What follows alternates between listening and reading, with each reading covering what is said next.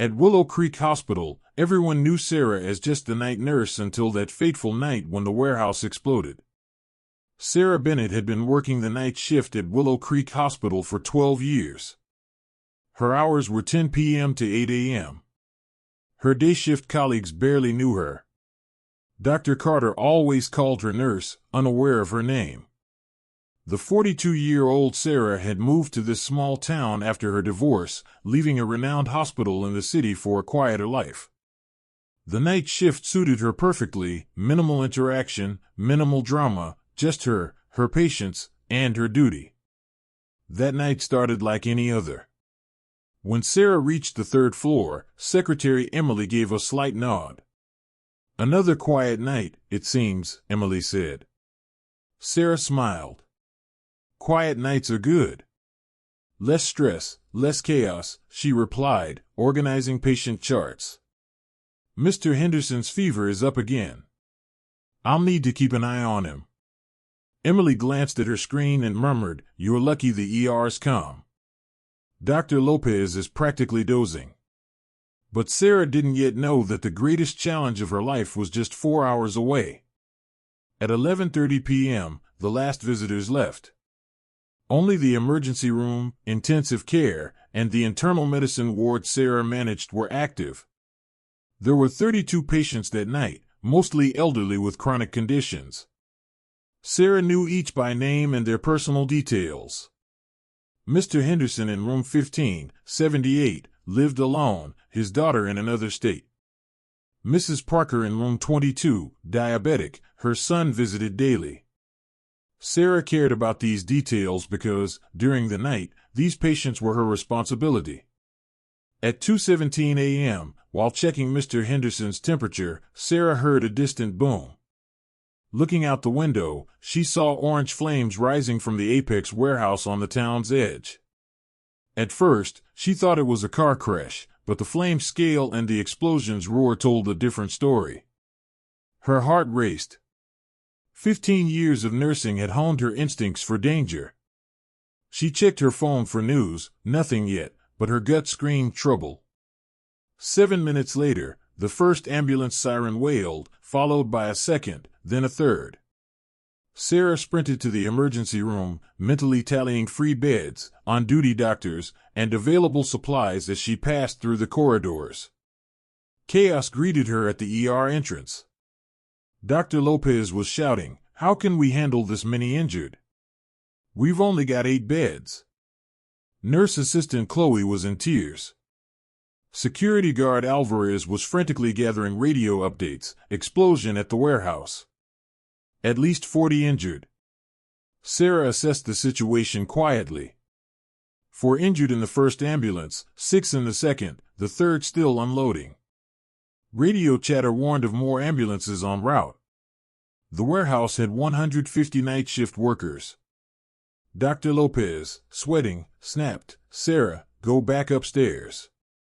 We've got this." His hands shook, his eyes wide with panic. But Sarah stayed, scanning the injured. A man on the left was unconscious but breathing steadily, no immediate danger. A woman on the right screamed, blood seeping from her leg, but not arterial, no immediate danger. A young man on a stretcher had blue lips, a sign of hypoxia. Sarah's mind flashed to her big city hospital triage training: red, yellow, green bands for priority. Her inner strength stirred. "Dr. Lopez," she said calmly but firmly, "treat the patient with blue lips first. He's in respiratory distress. The screaming woman can wait." Dr. Lopez blinked, startled. "What?" "I'm the doctor here." "Triage protocol," Sarah replied steadily. "We prioritize life-threatening cases." Chloe, who'd worked with Sarah for 3 years, stared, never having seen her so commanding. When Dr. Lopez hesitated, Sarah pressed, "Doctor, without a system, chaos will grow, and people will die." She turned to Chloe. "Get the red bands. We'll sort the injured by priority." Chloe, stunned, stammered, "How do we do this? This is unprecedented." "I've handled this in the city," Sarah said. There's a system. We just follow it.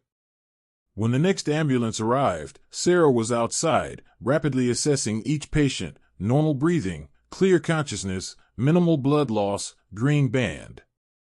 Chest pain, shortness of breath, cyanosis, red band, urgent. Open fracture, bleeding controlled, stable vitals, yellow band. Her trained eyes, steady hands, and clear voice took charge. "This man's red," she said of a stretcher patient. "Suspected internal bleeding, pale, rapid weak pulse. Chloe, prep him for the OR." Dr. Lopez, now following her lead, nodded as the system brought order to chaos. "Sarah, how do you know this?" he asked. 8 years in Metropolitan Hospital's ER, she replied, assessing another patient. "I volunteered after a major disaster." By 3:45 a.m., 23 injured had arrived. Sarah maximized the ER's 8 beds, red bands to doctors, yellow to nurse assistants, green to wait. But families were arriving, crowding the corridors with cries and confusion. Sarah thought multidimensionally: medical priorities, logistics, space. "Chloe," she called, "move green band patients to the cafeteria for minor treatment. Call Alvarez to herd families to the conference hall with regular updates." The real crisis loomed. At the secretary's desk, Sarah phoned the hospital director. "Mr. Thompson, activate the emergency plan. Turn the cafeteria into a treatment area and call the blood bank." "Sarah, who are you to decide?" Mr. Thompson barked. "Someone saving lives tonight," she replied firmly. "You have 20 minutes, or losses mount." Hanging up, Dr. Lopez approached. "How are you so calm?" "Panic's a luxury," Sarah said, heading to meet another ambulance. "Lives depend on us." At 4:20 a.m., the worst case arrived: a 28-year-old warehouse worker, Ethan Thompson, with third-degree burns and respiratory arrest, 40% of his body burned. The paramedic reported his heart stopped twice en route. "We revived him. Critical." Dr. Lopez, exhausted after 4 hours, said, "He's too severe. Transfer him." "Ambulances are tied up," Sarah countered. "The nearest hospital's 45 minutes. He won't make it." She checked Ethan's pulse: weak. Blood pressure low. Respiratory failure. "Doctor, intubate now." Then Ethan's heart stopped. The monitor flatlined, alarms blaring. Dr. Lopez fumbled, "Where's the defibrillator?" Sarah had it ready. "Doctor, 200 joules." "You decide," he said, panicked. "Fast." Ethan's wife sobbed in the corridor, clutching their 2 young children, ages 5 and 8. Dr. Lopez handed Sarah the defibrillator. "You're calmer." Sarah placed the electrodes precisely, her 15 years of experience guiding her. "Clear. Charging." First shock, flatline. She started chest compressions. "Chloe, prep epinephrine." Second shock, flatline. Sweat beaded on Sarah's forehead, but her hand stayed steady. "He'll come back," Sarah said with unwavering resolve. "He has to." She adjusted the electrodes. "Everyone stand back. Last chance." Third shock. A tense silence. Then the monitor spiked. A heart rhythm returned, irregular but there. "We have a pulse," Chloe shouted. The patient began breathing. His eyes fluttered open. "My wife, kids," he whispered. The corridor erupted in applause from waiting families. Dr. Lopez looked at Sarah, awe in his eyes. "Sarah, how did you do this?" "I didn't give up," she said simply, checking the patient's pulse. "People don't expect me to give up." By 7:30 a.m., the last of the 41 injured had been treated. No losses. Sarah's triage system had worked flawlessly.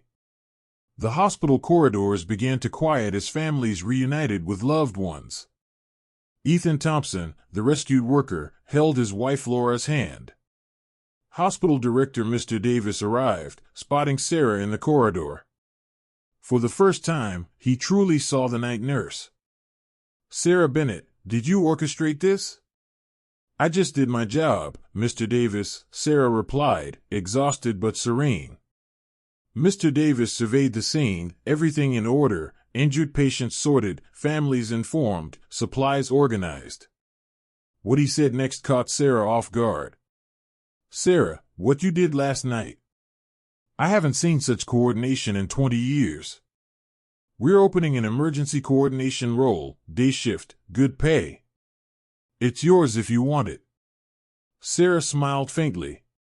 "Thank you, Mr. Davis, but I'm a night nurse. This is where I belong." "Why?" "Day shift offers prestige, recognition." Sarah gazed out the window as the sun rose, recalling the midnight warehouse explosion. When it happened, there was no day nurse. "I was there. That's why."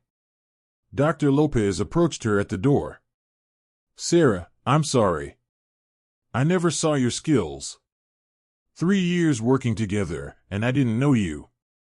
"It's fine, Dr. Lopez," Sarah said. "We were a team. That's what counts." He shook his head. "No, Sarah. You led. I panicked. You stayed calm, made decisions. I followed." Sarah smiled. "Maybe that's why I'm a night nurse. The quiet lets me think." But her next words surprised them. "You really want to stay nights?" Dr. Lopez asked. "Everyone knows you now. This is your chance." Sarah looked out as evening fell, her shift nearing. Hospital lights glowed, patients and families inside. "Yes," she said, smiling. "The night shift is my place.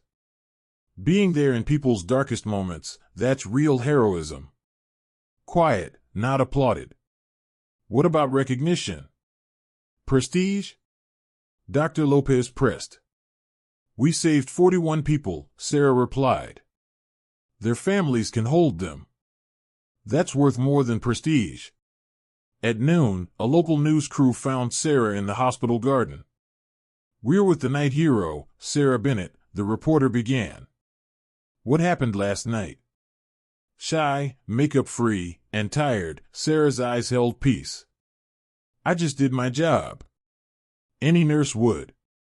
But organizing 41 injured, no losses, that's extraordinary," the reporter pushed. Sarah reflected. "I've been a night nurse for 12 years. People don't notice us, but that night taught me invisibility can be a strength. No ego, just duty." The reporter's next question brought tears to Sarah's eyes. "How do the family's thanks feel?" She paused, eyes glistening. "Ethan's 5-year-old daughter hugged me, said, 'Thank you for saving my daddy.' That moment showed me being there in the darkest times is everything." "Why the night shift?" "At night, people are vulnerable. There's fear, loneliness. They need hope most then. I try to be that hope." After the broadcast, the hospital received hundreds of thank you messages. Families sent flowers. The hashtag Night Hero trended online. 6 months later, Sarah remained a night nurse but had taken on emergency plan coordination, making Willow Creek's response system the region's best.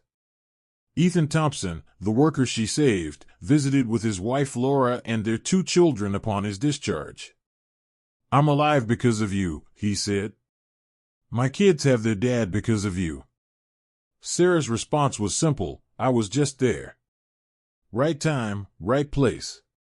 Ethan's 5-year-old daughter, Lily, hugged her. "You're a real angel," she said. Every night, starting her shift, Sarah recalled that night. "Maybe tonight, I'll be someone's angel again," she'd think. Emily smiled from the secretary's desk. "Another quiet night?" Sarah grinned. "I hope so. But if not, we're ready." This is the essence of true heroes. Without fanfare or ego, thousands of night nurses like Sarah Bennett quietly save lives every night. Do you see them? Do you notice them? They're there for you, silently, every night.